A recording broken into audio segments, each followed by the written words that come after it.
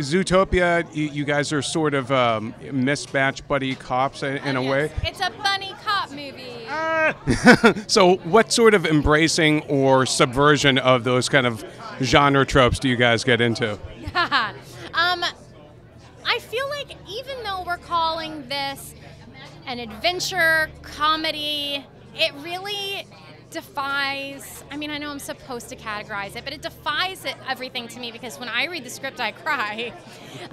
It is extraordinarily funny, and it is an adventure, but ultimately, to me, it's a story about friendship, and I feel like almost to call, even though I joke that it's like a bunny buddy cop movie, I feel like diminishes really how powerful the story is. Okay. First time I heard about Zootopia was the last D23, and it was like we all remember where we were when we first heard about Zootopia. Well, it's one of the things that really struck me even then, and now that we've seen the trailer, is the animation style. It's very different from the norm, from what we've come to see. Can you guys talk about a little bit about purposely trying to shake things up with the style and what dictated what the kind of visual vocabulary of the movie would be? We're really trying to find, Disney animation has such a great tradition of quality, and some of our best animations come from research. Like back on Bambi, they actually brought real deer into the studio and studied how they moved, and they sent us to Africa, believe it or not. It still smells horrible because of, I mean,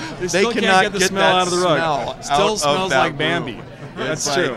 Oof, But it was worth it. It's a great movie, right? So, but we're trying to bring, again, great Disney design to each of those characters, and we have hundreds of them in the city, but we're also trying to bring what's unique about each animal. Like, why do you love looking at a rhinoceros? Why do you think a wildebeest looks amazing? What makes a giraffe unique?